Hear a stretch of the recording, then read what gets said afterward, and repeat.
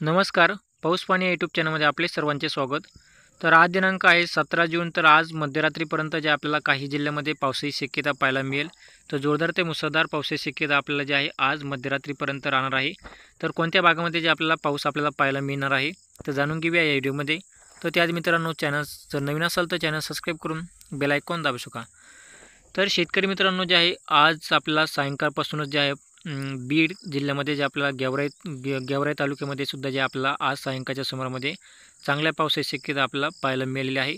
आणि तसेच आज मध्यरात्री म्हणजे आज 12 वाजेपर्यंत जे आपल्याला माजलगाव, परळी, तसेच अहमदपूर, नांदेड, परभणी, जितूर, हिंगोली, पुसद, लोणार, तसेच छत्रपती संभाजीनगर, उमरखेड, लातूर, उदगीर, तर या भागामध्ये जे आपल्याला आज मध्यरात्रीच्या सुमारामध्ये जे आपल्याला जोरदार ते मुसळधार पावसाची शक्यता आपल्याला पाहायला मिळणार आहे.